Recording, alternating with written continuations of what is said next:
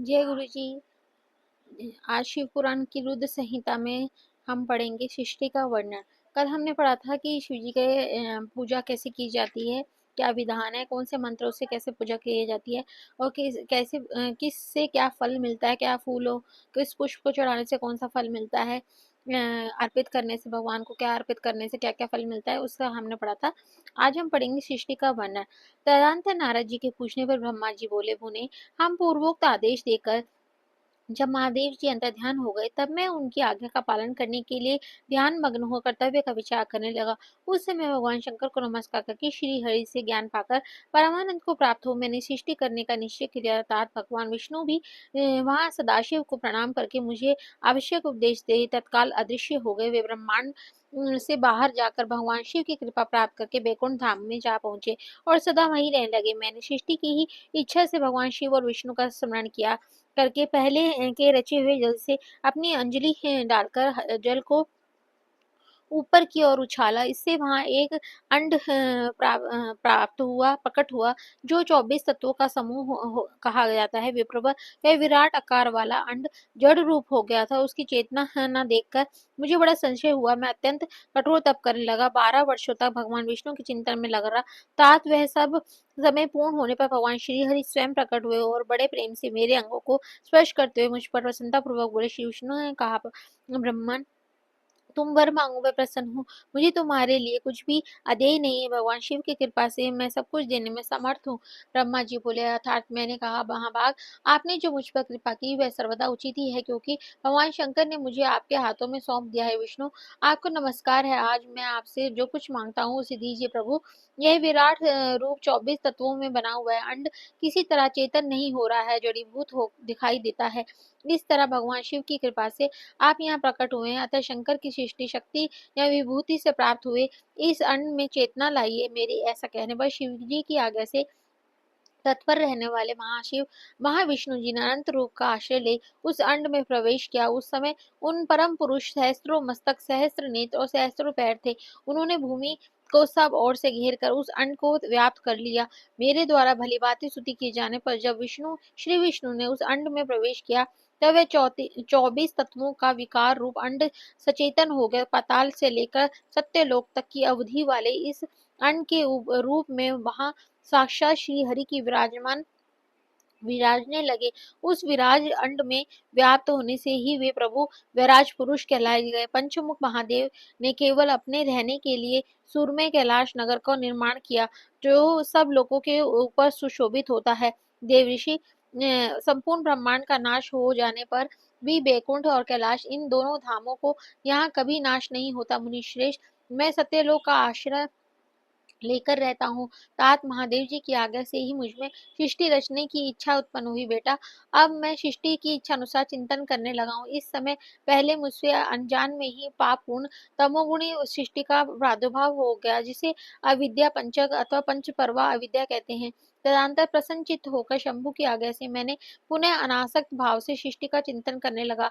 उस समय मेरे द्वारा स्थावर संज्ञक वृक्ष आदि की सृष्टि हुई, जिसे मुख्य सर्ग कहते हैं। उसे देखकर तथा वह अपने लिए पुरुषार्थ का साधक नहीं है, यह जानकर सृष्टि की इच्छा वाले मुझ ब्रह्मा से दूसरा सर्ग प्रकट हुआ, जो दुख से भरा हुआ था। उसका नाम है त्रैक श्रोता। वह सर्ग भी पुरुषार्थों का साधक नहीं है। त्रैक श्रोता मतलब पशु पक्षी आदि त्रैक श्रोता कहलाते हैं। वायु की भांति तिरछा चलने के कारण ये तीर्थक अर्थात त्रियवर्तक कहे जाते हैं। इनको मतलब दूसरी जो है उन्होंने पशु पक्षियों का निर्माण किया, तो भी इससे पुरुषार्थ के नहीं होता। तब उन्होंने पुनः सृष्टि का चिंतन करने के लगा। तब मुझ में शीघ्र ही तीसरे सात्विक सर्ग का प्रादुर्भाव हुआ। उसे उद्धर्व श्रोता कहते हैं। यह देव सर्ग के नाम से विख्यात है। देव सर्ग सत्यवादी तथा अत्यंत सुखदायक है। उसे भी पुरुषार्थ साधन की रुचि और अधिकार में रहित मानकर मैंने अन्य सर्ग के लिए अपने स्वामी श्री शिव का चिंतन आरंभ किया। तब भगवान शंकर की आज्ञा से एक रजोगुणी सृष्टि का प्रादुर्भाव हुआ, जिसमें आर्वाक श्रोता कहा गया है। इस सर्ग के प्राणी मनुष्य हैं, जो पुरुषार्थ साधन के उच्च अधिकारी हैं, तदनंतर महादेव जी की आज्ञा से भूत आदि की सृष्टि हुई। इस प्रकार मैंने 5 तरह के वैकृत सृष्टि का निर्माण किया। इसके सिवा 3 प्राकृत सर्ग भी कहे जाते हैं, जो मुझ ब्रह्मा के सानिध्य से प्रकृति में ही प्रकट हुए हैं। इनसे पहला महतत्व का सर्ग है, दूसरा सूक्ष्म भूतों अर्थात तन्मात्राओं का सर्ग है और तीसरा वैकारिक सर्ग कहलाता है। इस 3 प्राकृत सर्ग हैं और प्राकृत और वैकृत दोनों ही प्रकार के सर्गों को मिलाने से 8 सर्ग होते हैं। इनके सिवा 9वां कौमार सर्ग है, जो प्राकृत और वैकृत भी है। इन सब के अवान्तर भेद में वर्णन नहीं कर सकता, क्योंकि उसका उपयोग बहुत थोड़ा है। अब द्विजात्मक सर्ग का प्रतिपादन करता हूँ। इसी का को दूसरा नाम कौमार सर्ग है, जिसमें सनन आदि कुमारों की महत्वपूर्ण सृष्टि हुई है। सनक आदि मेरे 4 मानस पुत्र हैं, जो मुझ ब्रह्मा के ही समान हैं। वे महान वैराग्य से संपन्न और उत्तम व्रत का पालन करने वाले हुए हैं। उनका मन सदा भगवान शिव के चिंतन में लगा रहता है। वे संसार से विमुख एवं ज्ञानी हैं। उन्होंने मेरे आदेश देने पर भी सृष्टि के कार्यों में मन नहीं लगाया। मुनिश्रेष्ठ नारद सनकादि कुमारों के दिए हुए नकारात्मक उत्तर को सुनकर मैंने बड़ा भयंकर क्रोध प्रकट किया। उस समय मुझ पर मोह छा गया था। वह अवसर पर मैंने मन ही मन भगवान विष्णु का स्मरण किया। वे शीघ्र ही आ गए। उन्होंने समझाते हुए मुझसे कहा, तुम भगवान शिव की प्रसन्नता के लिए तपस्या करो। मुनिश्रेष्ठ, श्रीहरि ने जब मुझे ऐसी शिक्षा दी, तब मैं महाघोर एवं उत्कृष्ट तप करने लगा। सृष्टि के लिए तपस्या करते हुए मेरी दोनों भुवों और नासिका के मध्य में से जो उनका अपना ही अविमुक्त नामक स्थान है, महेश्वर की 3 मूर्तियों में अंत्यम पूर्वाक्ष सर्वेश्वर एवं दया सागर भगवान शिव अर्धनारीश्वर रूप में प्रकट हुए, जो जन्म से ही रहित तेज की राशि, सर्वज्ञ और सर्वश्रेष्ठा है। और उन नील लोहित नामधारी साक्षात उमा वल्लभ भगवान शंकर को आपने देख बड़ी भक्ति से मस्तक झुका। उनकी स्तुति करके मैं बड़ा प्रसन्न हुआ और उन देव देवेश्वर से बोला, प्रभु आप भांति भांति के जीवों की सृष्टि कीजिए। मेरी यह बात सुनकर उन देवादेव महेश्वर रुद्र ने अपने ही समान बहुत से रुद्रगणों की सृष्टि की। तब मैंने अपने स्वामी महेश्वर महारुद्र से फिर कहा, देव आप ऐसे जीवों की सृष्टि कीजिए जो जन्म और मृत्यु के भय से युक्त हो। मुनिशेष, मेरी ऐसी बात सुनकर करुणा सागर महादेव जी हंस पड़े और तत्काल इस प्रकार बोले। महादेव जी ने कहा, विधाता, मैं जन्म और मृत्यु के भय से युक्त अशोभन जीवों की सृष्टि नहीं करूंगा, क्योंकि वे कर्मों के अधीन हो दुख और के समुद्र में डूबे रहेंगे। मैं तो दुख के सागर में डूबे हुए उन जीवों का उद्धार मात्र करूंगा। गुरु का स्वरूप धारण करके उत्तम ज्ञान प्रदान कर उन सबको संसार सागर से पार कराऊंगा। प्रजापति, दुख में डूबे हुए सारे जीव की सृष्टि तो तुम ही करो। मेरी आज्ञा से इस कार्य में प्रवृत्त होने के कारण तुम्हें माया नहीं बांध सकेगी। मुझसे ऐसा कहकर श्रीमान भगवान नीलाभित महादेव मेरे देखते देखते अपने पार्षदों के साथ वहां से तत्काल तिरोहित हो गए। जय गुरु जी। अध्याय 15 खत्म हुआ, समाप्त हुआ।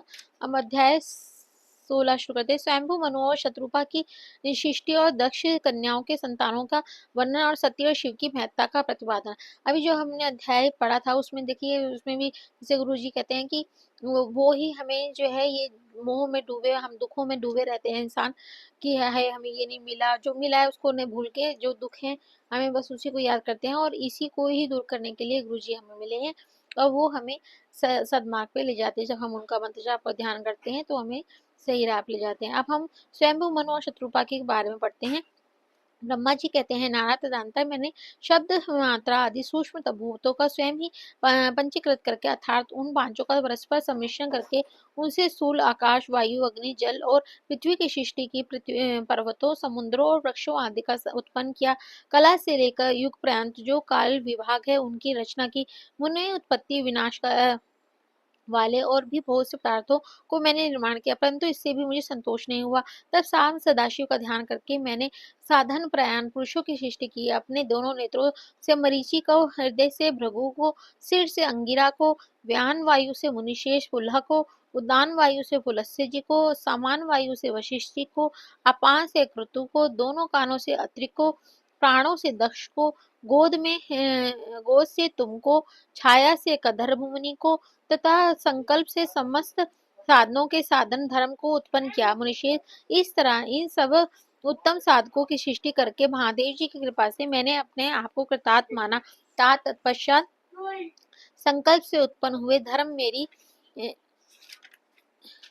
आज्ञा से मानव रूप धारण करके साधकों को प्रेरणा के साधन में लगे रहे। इसके बाद मैंने अपने विभिन्न अंगों से देवता, असुर आदि के रूप में असंख्य पुत्रों की सृष्टि करके उन्हें भिन्न भिन्न शरीर प्रदान किए। मुने तदनंतर अंतर्यामी भगवान शंकर की प्रेरणा से अपने शरीर को दो भागों में भक्त करके मैं दो रूप वाला हो गया। नारद, आधे शरीर से मैं स्त्री हो गया और आधे से पुरुष। उस पुरुष ने उस स्त्री के गर्भ से सर्व साधन समर्थ उत्तम जोड़े को उत्पन्न किया। उस जोड़े से जो पुरुष उत्पन्न हुआ वह स्वयंभू मनु के नाम से वे प्रसिद्ध है। स्वयंभू मनु उच्च कोटि के साधक हुए तथा जो स्त्री हुई वह शत्रुपा कहलाई। वह योगिनी है, तपस्विनी है, तात मुने वैवाहिक विधि से अत्यंत सुंदरी शत्रुपा का प्राणी ग्रहण किया और उससे वे मैथुन जनित सृष्टि उत्पन्न करने लगे। उन्होंने शत्रुपा से प्रियव्रत और तानपाद नामक दो पुत्र और तीन कन्याएं उत्पन्न हुई। कन्याओं के नाम आकुति, देवहूति, प्रसूति। मनु ने आकुति का विवाह प्रजापति रुचि के साथ किया। मंजरी पुत्री देवहूति कंधर्व ऋषि को ब्याही दी गई और तानपाद को सबसे छोटी बहन प्रसूति प्रजापति दक्ष को दे दी गई। उनका संतान परंपराओं के समस्त चराचर जगत व्याप्त है। रुचि से आकुति के गर्भ से यज्ञ और दक्षिणा नामक स्त्री पुरुष का जोड़ा उत्पन्न हुआ। यज्ञ के दक्षिणा से 12 पुत्र हुए और गंधर्व द्वारा देवहूति के गर्भ से बहुत सी पुत्रियां उत्पन्न हुई। दक्ष के प्रसूति के से 24 कन्याएं हुई। उनमें से श्रद्धा आदि 13 कन्याओं का विवाह दक्ष ने धर्म के साथ कर दिया। मुनीश्वर, धर्म की उन पत्नियों के नाम सुनो। श्रद्धा, लक्ष्मी, धृति, तुष्टि, पुष्टि, मेघा, क्रिया, बुद्धि, लज्जा, वसु, शांति, सिद्धि और कृति। ये सब 13 है। इनमें छोटी जो शेष 11 सुलोचना कन्याएं थी उनके नाम इस प्रकार हैं: ख्याति, सती, संभूति, समृद्धि, प्रीति, क्षमा, संतिति, अनुसुईया, ऊर्जा, स्वाहा और स्वधा। भृगु, शिव, मरीचि, अग्नि, मुनि, पलस्य, पुला, मुनिशेष, क्रतु, अत्रि, वशिष्ठ, अग्नि और पितरों ने क्रमशः इन ख्याति आदि कन्याओं का पाणी ग्रहण किया। भृगु आदि मुनिशेष साधक हैं। उनकी संतान से चराचर प्राणियों सहित सारी त्रिलोकों की भरी हुई है। इस प्रकार अंबिकापति महादेव जी की आज्ञा से अपने पूर्व कर्मों के अनुसार बहुत से प्राणी असंख्य शेष द्विजों के रूप में उत्पन्न हुए। कल भेद में दक्ष के 60 कन्याएं बताई गई हैं। उनमें से 10 कन्याओं का विवाह उन्होंने धर्म के साथ किया। 27 कन्याओं का चंद्रमा को व्याह दी और विधि पूर्वक 13 कन्याओं को के हाथ दक्ष ने कश्यप के हाथों में दे दी। नारद, उन्होंने 4 कन्याएं शेष रूप वाले ताक्षार्थ यानी कि अरिष्ट नेमि को ब्याह दी और भृगु, अंगिरा और कृशाशव को दो दो कन्याएं अर्पित की। उन स्त्रियों से उनके पतियों द्वारा बहुसंख्यक चराचर प्राणियों की उत्पत्ति हुई। मुनिशेष, दक्ष ने महात्मा कश्यप को जिन 13 कन्याओं को विधि पूर्वक दान किया था उनकी संतानों से सारे त्रिलोकी व्याप्त है। स्थावर जगम कोई भी सृष्टि ऐसी नहीं है जो कश्यप की संतानों से शून्य है। देवता, ऋषि, दैत्य, वृक्ष, पक्षी, पर्वत और तृणलता आदि सभी कश्यप पत्नियों से पैदा हुए हैं। इस प्रकार दक्ष कन्याओं की संतानों से सारा चराचर जगत व्याप्त है। पाताल से लेकर सत्यलोक पर्यंत समस्त ब्रह्मांड निश्चय ही उनकी संतानों से सदा भरा रहता है, कभी खाली नहीं होता। इस तरह भगवान शंकर की आज्ञा से ब्रह्मा जी ने भलीभांति सृष्टि की। पूर्व काल में सर्वव्यापी शंभु ने जिनकी तपस्या के लिए प्रकट किया था, रुद्रदेव ने त्रिशूल के अग्रभाग में रखकर जिनकी सदा रक्षा की है, वे ही सती देवी लोक हित का कार्य संपादित करने के लिए दक्ष से प्रकट हुई थी। उन्होंने भक्तों के उद्धार के लिए अनेक लीलाएं की। इस प्रकार देवी शिवा की ही सती होकर भगवान शंकर से ब्याही गई, किंतु पिता के यज्ञ में पति का अपमान देखकर उन्होंने अपने शरीर को त्याग दिया था, फिर उसे ग्रहण नहीं किया।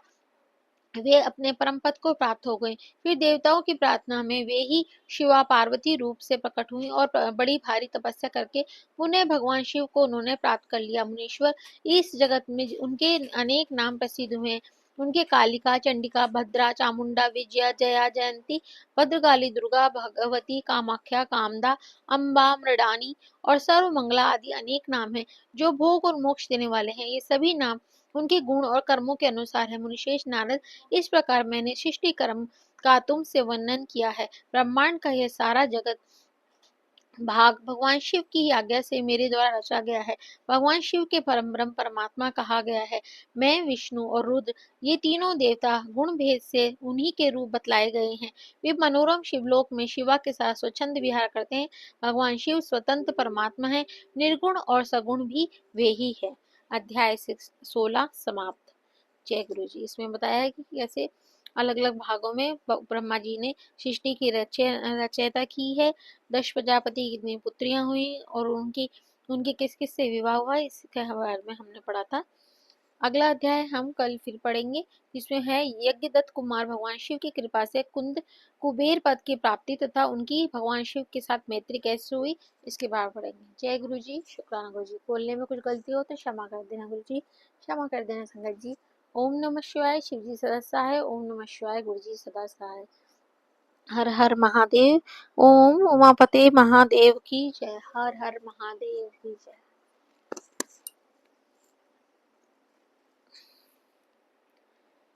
संगत जी, आपको अच्छा लगा हो तो हर हर महादेव जरूर कमेंट बॉक्स में कीजिएगा, जिससे कि हम जो मुझे थोड़ी प्रेरणा मिलेगी और अच्छे से करने में। कोई गलती हो गई हो तो उसको भी कमेंट बॉक्स में जरूर लिख के बताइएगा। जय गुरु जी, शुक्राना गुरु जी।